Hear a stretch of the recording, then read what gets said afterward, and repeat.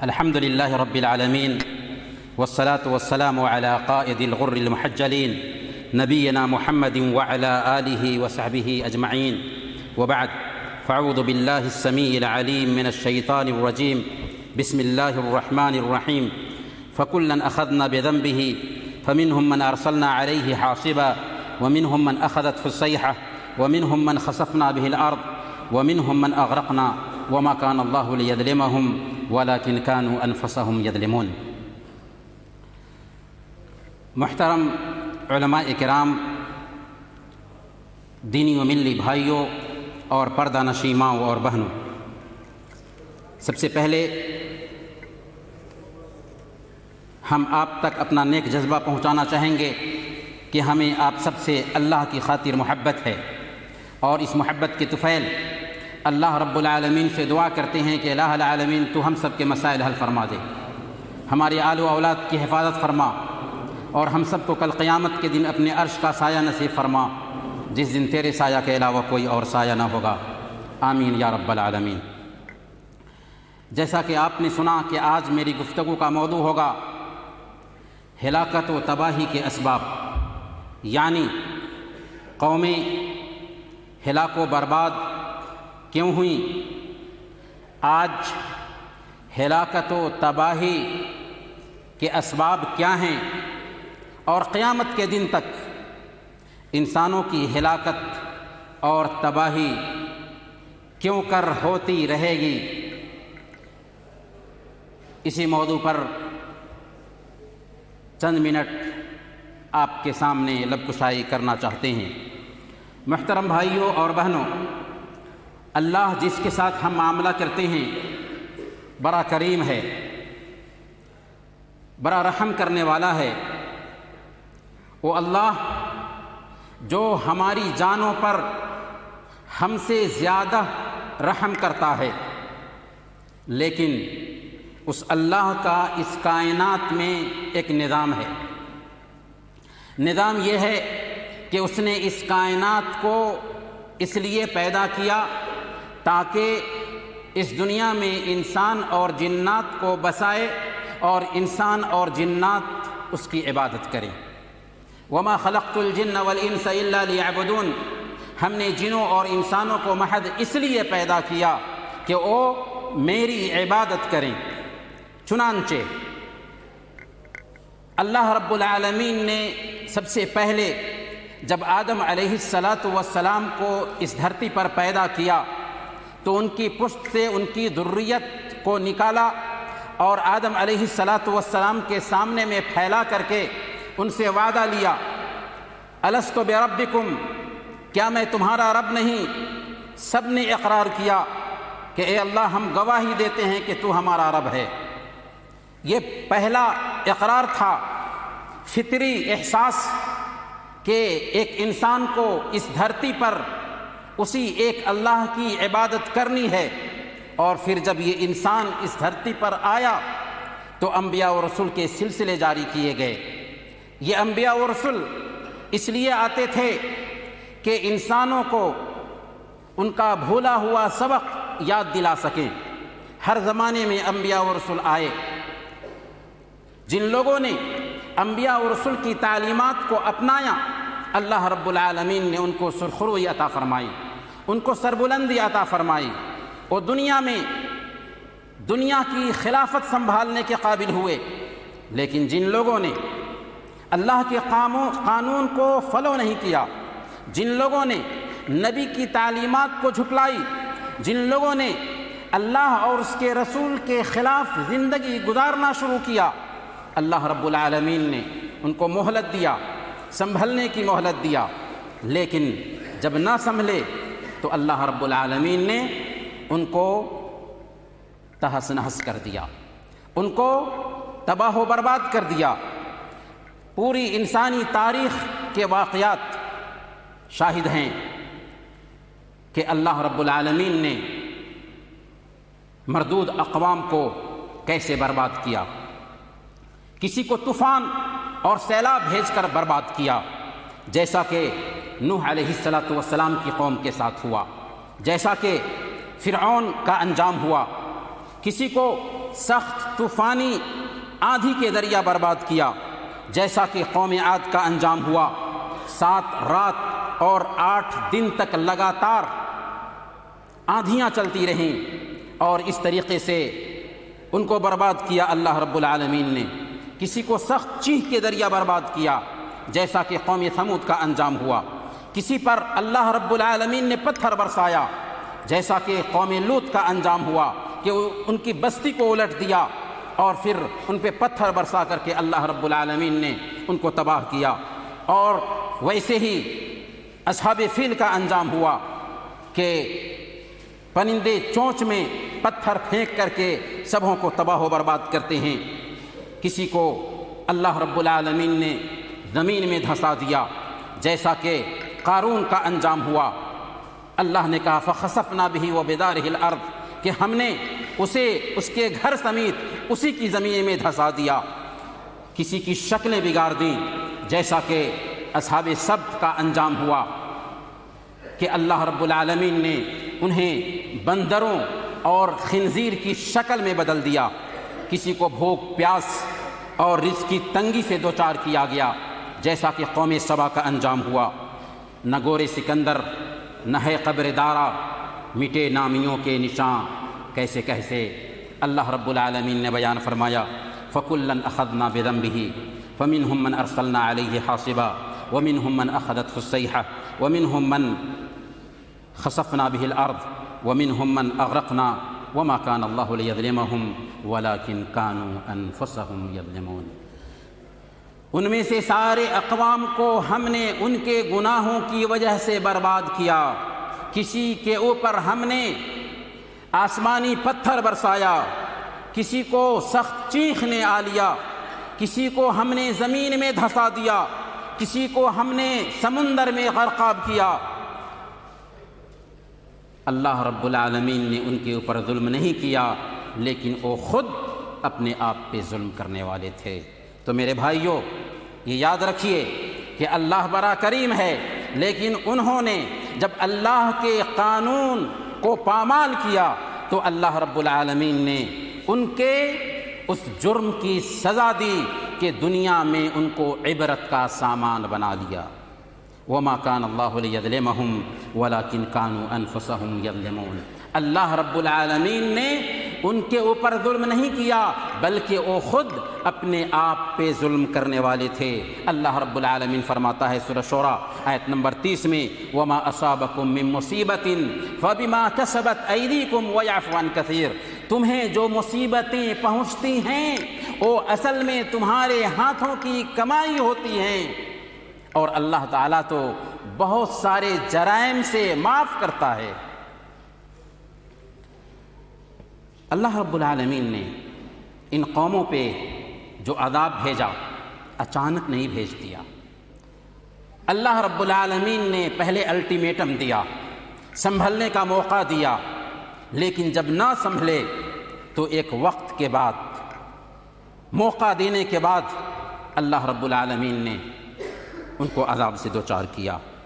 اللہ رب العالمین فرماتا ہے سورہ کہف میں وَتِلْكَ الْقُرَىٰ أَهْلَكْنَاهُمْ لَمَّا ظَلَمُوا وَجَعَلْنَا لِمَهْلِكِهِمْ مَوْعِدًا۔ یہ برباد شدہ بستیاں ہیں جنہیں ہم نے ہلاک کیا ان کے ظلم کی وجہ سے، اور ہم نے ان کی ہلاکت کے لیے ایک وقت مقرر کر دیا تھا، فوراً ہلاک نہیں کیا۔ میرے بھائیو، کیا آج یہ امت محمدیہ ان عذابوں کے ذریعہ ہلاک ہو سکتی ہے جن عذابوں سے پچھلی قومیں دوچار ہوئی تھیں؟ یہ ایک سوال ہے جس پہ غور کرنا چاہیے۔ تو اللہ رب العالمین نے پچھلی قوموں کو جن عذابوں سے دوچار کیا، ان عذابوں کی دو کیفیت ہے۔ ایک شکل یہ تھی کہ اللہ رب العالمین نے پوری قوم کو برباد کر دیا، اور عذاب کی دوسری شکل یہ تھی کہ اللہ رب العالمین نے کچھ قوموں کو عذاب سے دوچار کیا، کچھ لوگوں کو عذاب سے دوچار کیا۔ تو عذاب کی پہلی کیفیت جو ہے کہ پورے طور پر قوم کو برباد کر دیا جائے، اللہ کے نبی صلی اللہ علیہ وسلم کی امت سے ہٹا دی گئی ہے۔ لیکن دوسری کیفیت کہ کہیں کہیں پہ عذاب آتا رہے گا، یا پچھلی قومیں جن عذابوں سے دوچار ہوئیں اس طرح کے عذاب قیامت تک آتے رہیں گے، ہاں ایسا قیامت تک ہوتا رہے گا۔ اللہ رب العالمین نے پورے طور پر اس قوم کو برباد اس لیے نہیں کیا، امت محمدیہ کی قوم کو یا امت محمدیہ کو، اللہ کے نبی صلی اللہ علیہ وسلم کی قوم کو، کہ اللہ رب العالمین نے اس امت پر خاص کرم فرمایا، ورنہ ہمارے گناہ ایسے ہیں کہ اگر اللہ چاہے تو ہمیں ہمارے گناہوں کے پاداش میں پورے طور پر مٹا دے۔ اللہ خود کہتا ہے سورہ فاطر آیت نمبر 45، وَلَوْ يُؤَاخِذُ اللَّهُ النَّاسَ بِمَا كَسَبُوا مَا تَرَكَ عَلَى ظَهْرِهَا مِن دَابَّةٍ، اگر اللہ تعالیٰ انسانوں کے کرتوت کی بنیاد پر ان کا مواخذہ کرتا تو اللہ تعالیٰ اس دھرتی پر کسی جاندار کو نہ چھوڑتا، لیکن اللہ کریم ہے، اس نے آخری نبی محمد رسول اللہ صلی اللہ علیہ وسلم کو ساری انسانیت کے لیے رحمت بنا کر بھیجا، تو اس رحمت کا بھی تقاضا تھا کہ پورے طور پر اس امت کو برباد نہ کیا جائے۔ اور خود اللہ کے نبی صلی اللہ علیہ وسلم نے دعا کی، جیسا کہ سنن نسائی کی روایت کے مطابق آتا ہے، حضرت خباب بن ارت رضی اللہ تعالی عنہ کی روایت ہے، اللہ کے نبی صلی اللہ علیہ وسلم نے اس روایت میں، لمبی روایت میں بیان فرمایا کہ میں نے اللہ رب العالمین سے 3 چیزوں کا سوال کیا، اللہ تعالیٰ نے مجھے 2 چیزیں عطا فرمائیں، ایک چیز ادا نہیں فرمائی۔ 2 چیزیں جو عطا فرمائیں اس میں سے ایک یہ ہے کہ میں نے اللہ رب العالمین سے سوال کیا کہ میری امت کو پچھلی قوموں کے اوپر جو عذاب آیا کہ پورے کے پورے طور پر تباہ ہو گئے، ویسے میری امت کو تباہ نہ کیا جائے، تو اللہ رب العالمین نے میری یہ درخواست قبول کر لی۔ تو میرے بھائیوں، اس لیے اس موضوع پر آج بات کرنے کی ضرورت ہے کہ جن عذابوں سے پچھلی قومیں دوچار ہوئیں، ان عذابوں سے قیامت کے دن تک امت محمدیہ بھی دوچار ہوتی رہے گی۔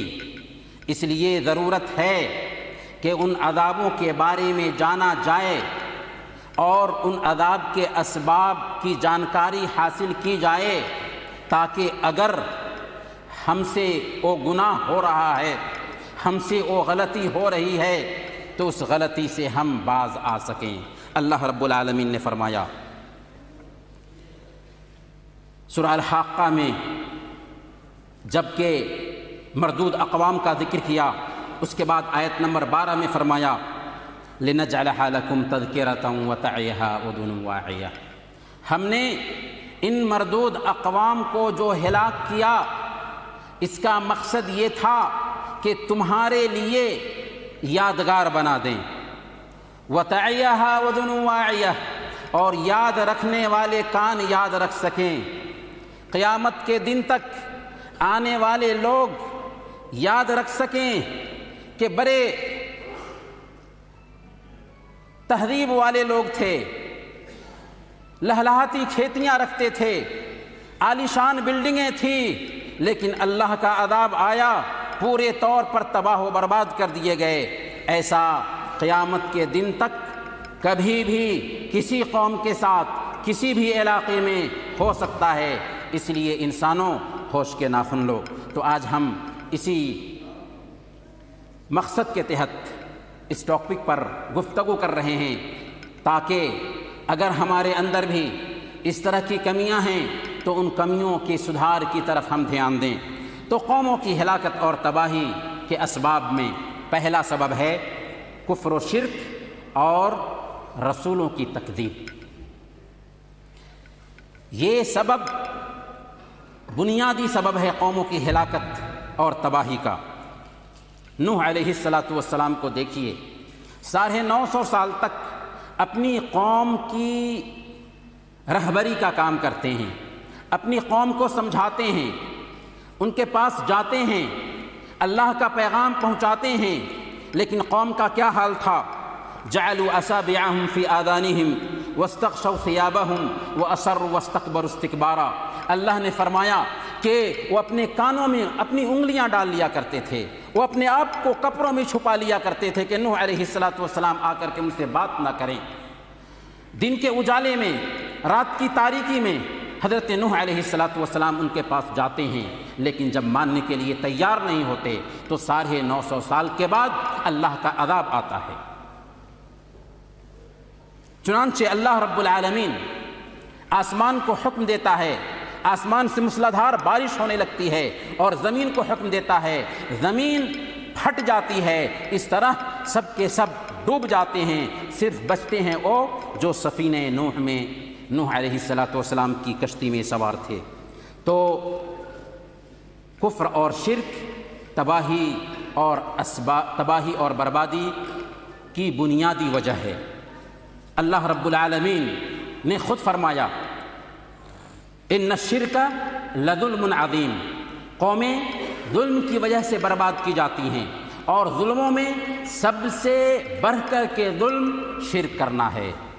ان الشرک لظلم عظیم، کفر اور شرک یا اللہ رب العالمین کے ساتھ کسی کو شریک ٹھہرانا، اللہ کا بیٹا ماننا اتنا عظیم جرم ہے، اتنا خطرناک جرم ہے کہ اللہ رب العالمین نے سورہ مریم میں فرمایا لقد جئتم شيئا إدا تكاد السماوات يتفطرن منه وينشق الأرض وتخر الجبال هدا أن دعوا للرحمن ولدا۔ تم نے اللہ کا بیٹا مان لیا ہے، یہ ایسی بات ہے کہ اگر آسمان کے اندر احساس ہوتا تو آسمان ٹوٹ جاتا، اگر زمین کے اندر احساس ہوتا تو زمین پھٹ جاتی، اگر پہاڑوں کے اندر احساس ہوتا تو پہاڑ ٹکڑے ٹکڑے ہو جاتے، اس بات پر کہ تم نے اللہ کے لیے بیٹا بنا دیا۔ گویا کہ شرک اور کفر سارے ظلموں میں سب سے بڑھ کر ظلم ہے، اور یہ ہلاکت اور تباہی کی بنیادی وجہ ہے۔ اب ہمیں بتائیے کہ جب کہ ہمارے پاس قرآن ہو، ہمارے پاس نبی پاک صلی اللہ علیہ وسلم کی تعلیم ہو، ہمارے پاس اسلام جیسا دین ہو، لیکن اس کے باوجود بھی ہم شرک کریں تو کیا ہمیں تباہ اور برباد نہیں کیا جائے گا؟ اللہ رب العالمین نے اپنی کتاب میں فرمایا وَمَا يُؤْمِنُ أَكْثَرُهُمْ بِاللَّهِ إِلَّا وَهُمْ مُشْرِكُونَ، ان میں سے اکثر لوگ ایمان لانے کے باوجود شرک کر رہے ہیں۔ لگتا ہے کہ یہ آیت شاید اسی وقت اتر رہی ہے۔ ہم اپنے سماج اور معاشرے میں جھانک کر کے دیکھیں کہ اللہ اس کے رسول پر ایمان لانے کے باوجود، اسلام پر چلنے کے باوجود اور قرآن سے محبت کرنے کے باوجود ہمارے اندر شرک پایا جا رہا ہے۔ تبھی تو اللہ نے فرمایا وَمَا يُؤْمِنُ أَكْثَرُهُمْ بِاللَّهِ إِلَّا وَهُمْ مُشْرِكُونَ، کہ ان میں سے اکثر لوگ ایمان لانے کے باوجود شرک کر رہے ہیں۔ اسی طریقے سے نبیوں کی تکذیب اور خاص طور پر اللہ کے نبی صلی اللہ علیہ وسلم کی مخالفت ہلاکت اور تباہی کی بنیادی وجہ ہے۔ اللہ فرماتا ہے سورہ النور آیت نمبر 63 فَلْيَحْذَرِ الَّذِينَ يُخَالِفُونَ عَنْ أَمْرِهِ أَن تُصِيبَهُمْ فِتْنَةٌ أَوْ يُصِيبَهُمْ عَذَابٌ عَلِيمٌ، جو لوگ اللہ کے نبی صلی اللہ علیہ وسلم کے حکموں کی مخالفت کرتے ہیں، ان کو ڈرنا چاہیے اس بات سے کہ ایسا نہ ہو کہ وہ کسی فتنہ کے شکار ہو جائیں یا دردناک عذاب سے دوچار کر دیے جائیں۔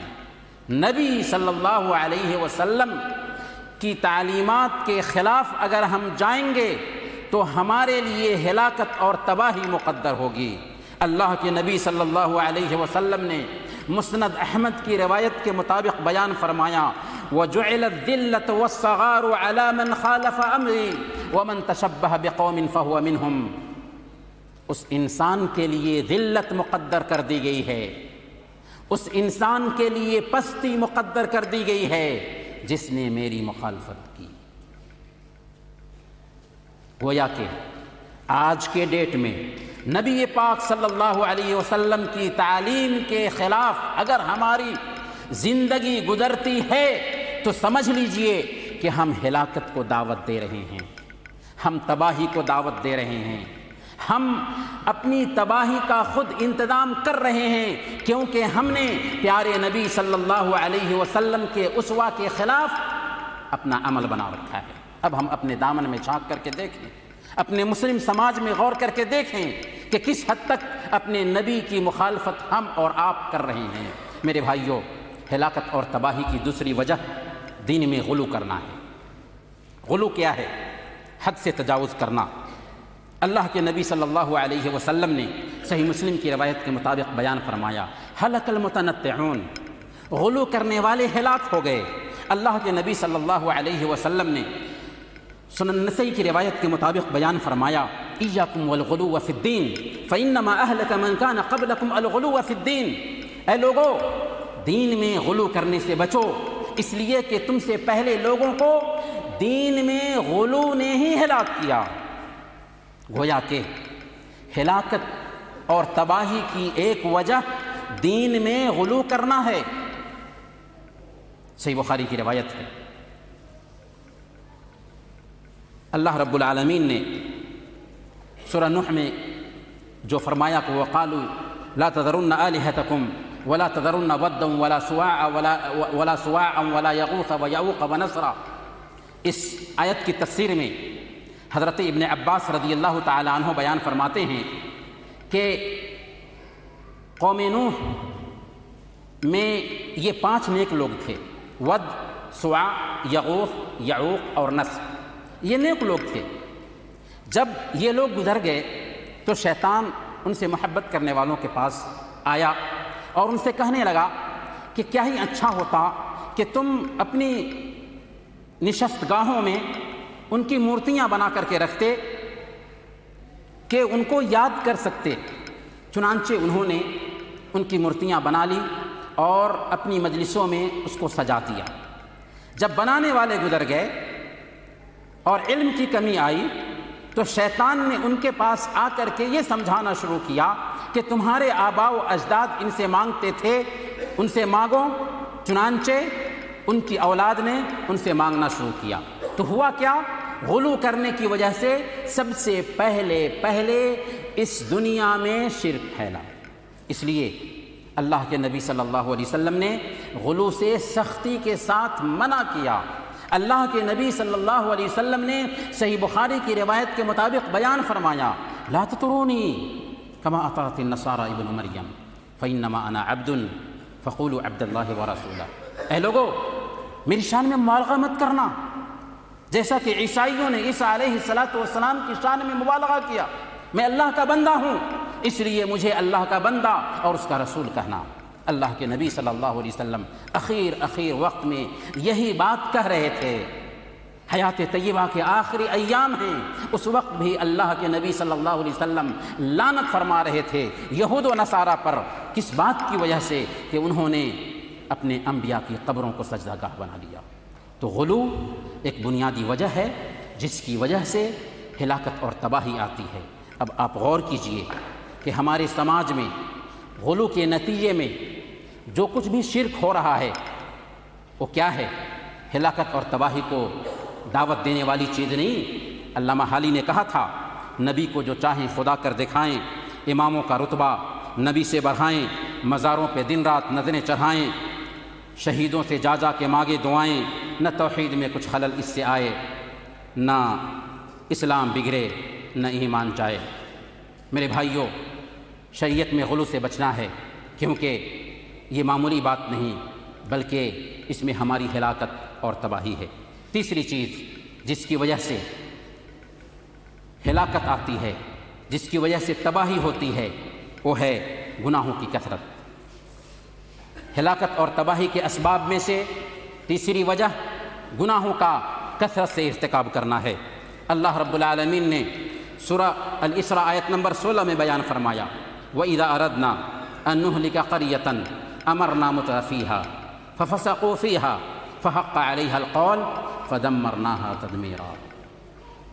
جب ہم کسی قوم کو ہلاک کرنا چاہتے ہیں، جب ہم کسی بستی کو برباد کرنا چاہتے ہیں، تو ان کے خوشحال لوگوں کو حکم دیتے ہیں۔ کس بات کا حکم دیتے ہیں؟ کہ وہ سدھر جائیں، شریعت کی تابعداری کریں، اللہ اور اس کے رسول کے فرمان کے مطابق زندگی گزاریں، لیکن اس کے اپوزٹ وہ فسق و فجور پہ اتر آتے ہیں، وہ فسق و فجور کا ارتکاب کرنے لگتے ہیں۔ فحق علیہ القول، تب عذاب کی بات صادق آتی ہے، فدمرناها تدمیرا، اور پھر ہم ان کی اینٹ سے اینٹ بجا دیتے ہیں۔ تو یہ ہمارے گناہوں کی وجہ سے عذاب آتا ہے، آیا ہے اور آتا رہے گا۔ مسند احمد کی روایت ہے، حضرت عبد الرحمن بن جبیر بن نفیر بیان کرتے ہیں کہ میرے والد جبیر بن نفیر رضی اللہ تعالی عنہ نے مجھ سے بتایا کہ جب مسلمانوں نے قبرص پہ فتح پایا تو قبرص والے ایک جگہ پر اکٹھا ہو کر کے سب کے سب رونے اور چلانے لگے۔ حضرت ابو الدرداء رضی اللہ تعالی عنہ نے جب ان لوگوں کو روتے اور چلاتے ہوئے دیکھا تو تنہائی میں جا کر کے بیٹھ گئے اور رونے لگے۔ حضرت جبیر بن نفیر رضی اللہ تعالی عنہ کہتے ہیں کہ میں حضرت ابو الدرداء رضی اللہ تعالی عنہ کے پاس گیا اور ان سے پوچھا، یا ابا الدرداء ما یبکیک فی یوم اعز اللہ الاسلام واہلہ، ابو الدرداء آخر آج کے دن آپ کو رلانے کا کون سا کام سبب بن رہا ہے جس دن اللہ رب العالمین نے اسلام اور اہل اسلام کو عزت بخشی ہے؟ آج کے دن تو خوشی کا اظہار کرنا چاہیے تھا، لیکن آپ رو رہے ہیں، آپ کی آنکھوں میں آنسو دیکھ رہا ہوں۔ تو حضرت ابو الدرداء رضی اللہ تعالی عنہ نے کہا تھا، ویحک یا جبیر ما اہون الخلق علی اللہ اذا ہم ترکوا امرہ بینما ہی امت قاہرۃ ظاہرہ ترکوا امر اللہ فصاروا الی ما ترى۔ اے جبیر، اللہ تیرے اوپر رحم فرمائے، مخلوق کس قدر گھٹیا ہو جاتی ہے، ذلیل ہو جاتی ہے اس وقت جب کہ وہ اللہ کی مخالفت کرتی ہے، اللہ کے احکام کو پامال کرنے لگتی ہے۔ دیکھو، یہ لوگ نہایت طاقتور قوم تھے، ان کے ہاتھ میں حکومت تھی، لیکن جب انہوں نے اللہ کے احکام کو پامال کیا تو آج ان کی یہ حالت دیکھ رہے ہیں۔ جی ہاں، اللہ کے احکام کو اگر ہم پامال کریں گے تو ہم سکون سے نہیں رہ سکتے، تباہی ہمارے لیے مقدر ہوگی، ہلاکت اور بربادی ہمارے لیے مقدر ہوگی۔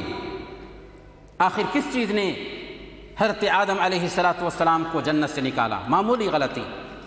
آخر کس چیز نے ابلیس کو راندے درگاہ کیا؟ آخر کس چیز نے قوم نوح کو تباہ کیا؟ آخر کس چیز نے قوم عاد اور قوم ثمود کو برباد کیا؟ آخر کس چیز نے قوم لوط کو تباہ کیا؟ آخر کس چیز نے قارون کو زمین میں دھسایا؟ آخر کس چیز نے فرعون کو سمندر میں ڈبویا؟ یہ گناہ نہیں تو اور کیا ہے؟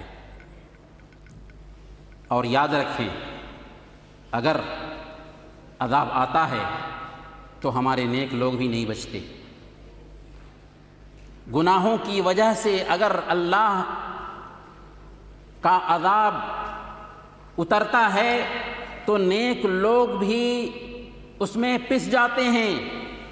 اللہ کے نبی صلی اللہ علیہ وسلم کی بیوی ام المومنین زینب رضی اللہ تعالی عنہا، زینب بنت جحش، صحیح بخاری کی روایت ہے، ایک مرتبہ نبی پاک صلی اللہ علیہ وسلم سے پوچھتی ہیں، انہلک وفینا الصالحون، یا رسول اللہ ہمارے بیچ اگر نیک لوگ ہوں پھر بھی اللہ ہمیں ہلاک کر سکتا ہے، اگر ہمارے بیچ نیک لوگ ہوں پھر بھی ہم ہلاکت اور تباہی کے شکار ہو سکتے ہیں؟ اللہ کے نبی صلی اللہ علیہ وسلم نے فرمایا نعم اذا کثر الخبث، ہاں ایسا ہو سکتا ہے کہ نیک لوگوں کے رہنے کے باوجود بھی تم تباہی اور ہلاکت کے شکار ہو جاؤ، جبکہ گناہوں کی کثرت ہو جائے، لوگ گناہ زیادہ کرتے ہوں۔ آج ہم دیکھ لیں اپنے سماج میں نیکیوں کی کثرت ہے یا گناہوں کی کثرت ہے، کس حد تک ہم شریعت کی پابندی کر رہے ہیں۔ پھر اللہ کا عذاب نہیں آئے گا تو کیا آئے گا؟ پہلے ہم اپنے دامن کو تو جھانک کر دیکھیں، پھر دشمنوں کو بعد میں تانا دیں گے۔ ہم کس حد تک شریعت کے مطابق زندگی گزار رہے ہیں؟ ہمیں اپنے آپ پہ غور کرنا ہے اور اپنے آپ سے پوچھنا ہے، اپنے دل کو ٹٹولنا ہے اور من سے پوچھنا ہے کہ کس حد تک ہم گناہوں سے بچ رہے ہیں۔ لیکن یاد رکھیں اللہ کا عذاب اس وقت نہیں آتا ہے جبکہ ہمارے سماج میں نیکی کی طرف بلانے والے پائے جاتے ہوں اور برائی سے روکنے والے پائے جاتے ہوں۔ اگر ہمارے سماج میں برائی سے روکنے والے نہیں پائے جائیں تو اللہ کا عذاب آئے گا۔ گویا کہ اللہ کے عذاب کو دعوت دینے والی چیزوں میں سے ایک چیز یہ بھی ہے کہ امر بالمعروف اور نہی عن المنکر میں کوتاہی کرنا۔ سورہ ہود میں اللہ رب العالمین نے بیان فرمایا وَمَا كَانَ رَبُّكَ لِيُهْلِكَ الْقُرَى بِظُلْمٍ وَأَهْلُهَا مُصْلِحُونَ، اللہ تعالیٰ کسی بستی کو ظلم کی وجہ سے، گناہ کی وجہ سے، نافرمانی کی وجہ سے، اللہ کے احکام کو پامال کرنے کی وجہ سے ہلاک نہیں کرتا جبکہ اس بستی میں اصلاح کرنے والے لوگ بھی پائے جاتے ہیں۔ پتہ یہ چلا کہ اگر اس بستی میں، اس سماج میں، اس ماحول میں نیک لوگ ہیں تباہی آئے گی اور نیک لوگ بھی برباد ہوں گے، لیکن اس سماج میں اگر نیک لوگوں کے ساتھ ساتھ برائی سے روکنے والے بھی ہیں، نیکی کی طرف دعوت دینے والے بھی ہیں، تو اللہ رب العالمین ایسی قوم پر عذاب نہیں بھیجتا۔ اگر برائی سے نہ روکا جائے تو عذاب اللہ کا آ سکتا ہے۔ اسی لیے ہمیں اپنے منصب اور اپنے مقام کو سمجھنا ہوگا، ہم کون ہیں اپنے آپ کو پہچاننا ہوگا۔ اللہ نے کہا کنتم خیر امت، تم بہترین امت ہو۔ کیوں بہترین امت ہو؟ اس لیے کہ تمہیں انسانوں کے لیے ہی نکالا گیا ہے۔ ہم اپنی زندگی کے لیے نہیں آئے، ہم اپنی ذات کے لیے نہیں آئے، بلکہ انسانوں کے لیے نکالے گئے ہیں۔ ہمارا کام یہ ہے کہ تأمرون بالمعروف وتنہون عن المنکر، تم بھلائی کا حکم دیتے ہو اور برائی سے روکتے ہو۔ یہ ہے ایک مسلمان کے کرنے کا کام۔ اور سورہ العصر کو آپ پڑھیے اور ہم میں سے ہر آدمی کو سورہ العصر یاد ہوگی، لیکن اس کے پیغام کو سمجھنے کی کوشش کریں۔ اللہ رب العالمین نے کیا فرمایا؟ والعصر ان الانسان لفی خسر الا الذین آمنوا وعملوا الصالحات وتواصوا بالحق وتواصوا بالصبر۔ قسم ہے زمانے کی، انسان گھاٹے میں ہیں، سارے انسان تھے، ہیں اور قیامت کے دن تک گھاٹے میں رہیں گے۔ فائدے میں کون ہے؟ الا الذین آمنوا وعملوا الصالحات وتواصوا بالحق وتواصوا بالصبر۔ چار صفتیں جن کے اندر ہوں گی، چار خوبیاں جن کے اندر ہوں گی، وہی کامیاب ہیں، وہی فائدے میں ہیں۔ ایمان، عمل، دعوت اور صبر۔ ایمان اور عمل تباہی سے ہم کو نہیں بچا سکتا۔ ہمارے اندر ایمان ہے اور ہم اس ایمان کے مطابق عمل بھی کر رہے ہیں، لیکن پھر بھی اللہ کا عذاب آ سکتا ہے۔ ہاں، اگر ہم اپنے سماج میں دعوت کا بھی کام کر رہے ہیں، اپنے گھر میں اصلاح کا بھی کام کر رہے ہیں، تو اللہ اس اصلاح کا کام ہونے کی وجہ سے اس آفت کو، اس تباہی کو، اس مصیبت کو روک سکتا ہے۔ اس لیے ہمیں اپنے مقام اور مرتبہ کو سمجھنا ہوگا، اپنے آپ کو پہچاننا ہوگا۔ مسند احمد کی روایت میں اللہ کے نبی صلی اللہ علیہ وسلم بیان فرماتے ہیں، ان اللہ عز وجل لا يعذب العامة بعمل الخاصة حتى يروا المنكر بين ظهرانيهم وهم قادرون على أن ينكروه فإذا فعلوا ذلك عذب الله الخاصة والعامة۔ اللہ تعالی خاص لوگوں کے غلط عمل کی وجہ سے عام لوگوں کو سزا نہیں دیتا۔ ہاں اس وقت جب کہ عام لوگ چند لوگوں کو برائی کا کام کرتے ہوئے دیکھیں اور اس برائی پر روکنے کی ان کو طاقت ہو، اور اگر وہ خاموشی اختیار کریں، نہ روکیں، تب اللہ رب العالمین عام اور خاص سب کو تباہ کر دیتا ہے۔ اس لیے ہم اپنے گھر میں دیکھیں، اگر برائی ہو رہی ہے تو ہم اپنے آپ کو پہچان کر کے اس برائی پہ نکیر کریں۔ سماج میں دیکھیں، اگر برائی ہو رہی ہے تو اس برائی پہ نکیر کریں۔ ہاتھ سے ہو سکتا ہے تو ہاتھ سے، زبان سے ہو سکتا ہے تو زبان سے، ورنہ کم سے کم دل میں اس کو برا سمجھیں۔ اللہ کے نبی صلی اللہ علیہ وسلم نے صحیح مسلم کی روایت کے مطابق بیان فرمایا، من رأى منکم منکرا فلیغیرہ بیدہ فإن لم یستطع فبلسانہ فإن لم یستطع فبقلبہ وذلک اضعف الایمان۔ تم میں سے جو کوئی برائی کو دیکھتا ہے اسے چاہیے کہ اپنے ہاتھ سے روکے، اگر ہاتھ سے نہیں روک سکتا ہے تو زبان سے روکے، زبان سے نہیں روک سکتا ہے تو دل میں اس کو برا سمجھے، اور یہ ایمان کا ادنا ترین درجہ ہے۔ اس لیے اگر ہم اپنے سماج میں رہتے ہوئے برائی کو دیکھتے ہوئے کوتاہی کرتے ہیں تو یاد رکھیں اللہ کا عذاب آئے گا تو ہم بھی اس میں پس جائیں گے۔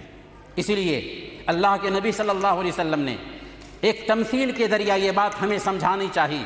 صحیح بخاری کی روایت ہے، اللہ کے نبی صلی اللہ علیہ وسلم نے بیان فرمایا کہ ایک دو منزلہ کشتی ہے، کچھ لوگ قرعہ ڈال کر کے اس کشتی میں سوار ہوئے، کچھ لوگ نیچے والے حصے میں چلے گئے، کچھ لوگ اوپر والے حصے میں چلے گئے۔ نیچے والے کو پانی لینے کے لیے اوپر والوں کے پاس جانا پڑتا تھا۔ اب ان کو زحمت ہوتی تھی کہ وہ اوپر کیوں جا رہے ہیں، چنانچہ نیچے والوں نے کیا کیا، کلہاڑی لی اور کشتی میں سوراخ کرنے لگے۔ اوپر والے آئے، دیکھتے ہیں کہ یہ سوراخ کر رہے ہیں۔ اگر اوپر والے نیچے والوں کو کشتی میں سوراخ کرنے سے منع کر دیں تو خود بچ جائیں گے اور ان کو بھی بچا لیں گے، اور اگر اوپر والے کشتی میں نیچے والوں کو سوراخ کرنے دیں تو خود ڈوبیں گے اور لوگوں کو بھی لے کر کے ڈوب جائیں گے۔ اگر کشتی ڈوبی تو ڈوبیں گے سارے۔ یہی مثال ہے ہمارے اور آپ کی کہ اگر سماج میں ہم برائی کو دیکھتے ہیں اور خاموشی اختیار کرتے ہیں تو سن لیجئے اللہ کا عذاب آئے گا۔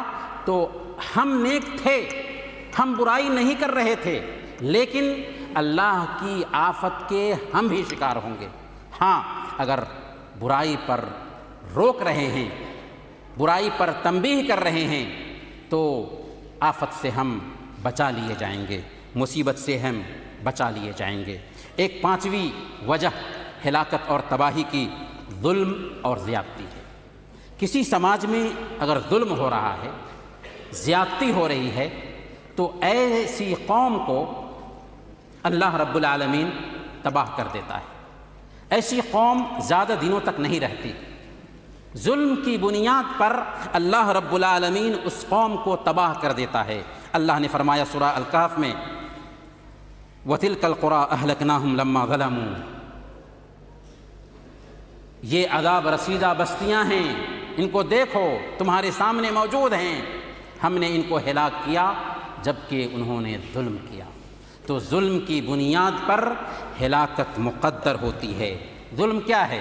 باطل طریقے سے کسی کا مال ہڑپ لینا بھی ظلم ہے، رشوت کھانا بھی ظلم ہے، مخصوص طبقے کو ستانا بھی ظلم ہے، خاص طبقے پر زیادتی کرنا بھی ظلم ہے۔ اور یاد رکھیں، ایک انسان ظلم تو کرتا ہے اور اللہ رب العالمین ظلم کرنے والوں کو ڈھیل دیتا ہے، لیکن اللہ کوتاہی نہیں کرتا، ظالم کو ظلم کا مزہ چکھاتا ہے۔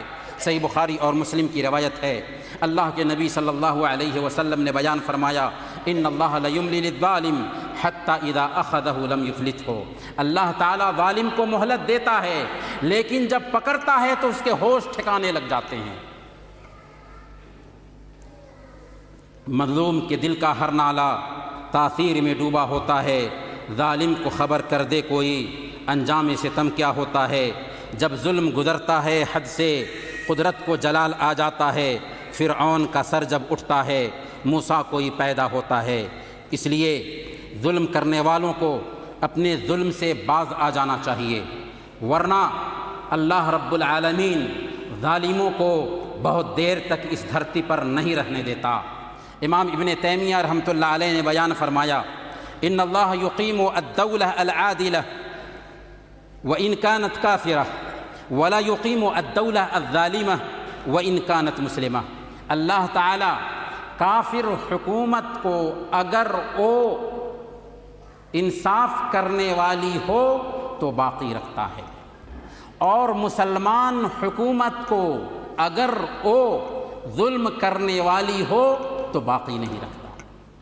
تو عدل کی بنیاد پر اللہ رب العالمین ایک غیر مسلم حکومت کو بھی باقی رکھتا ہے، اور ظلم کی بنیاد پر ایک مسلمان حکومت کو بھی برباد کر دیتا ہے۔ اس لیے ظلم کے انجام سے بے خبر نہیں ہونا چاہیے۔ فرعون کا انجام ہم سب کے سامنے میں ہے، جو اپنے آپ کو کہتا تھا انا ربکم الاعلی، اور نرینہ اولاد کو قتل کراتا تھا، ظلم اور ستم کے پہاڑ توڑ رکھے تھے اس نے، لیکن انجام کیا ہوا؟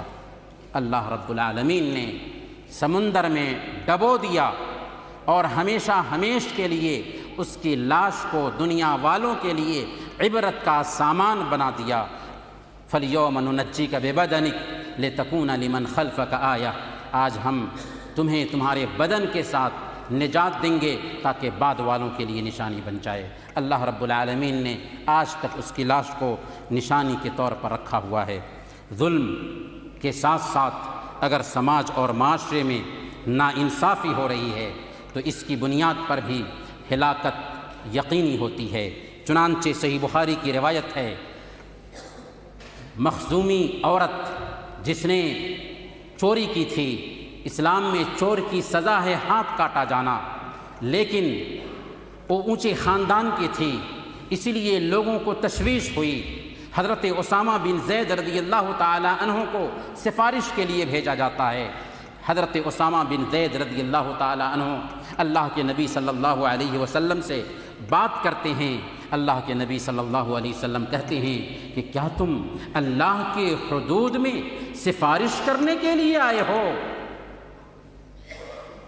پھر آپ نے خطبہ دیا اور فرمایا کہ تم سے پہلی قومیں اسی لیے ہلاک ہوئیں کہ ان میں کا کوئی غریب انسان چوری کرتا تو اس کو سزا دی جاتی تھی، اور مالدار انسان چوری کرتا تو اس کو سزا نہیں دی جاتی تھی۔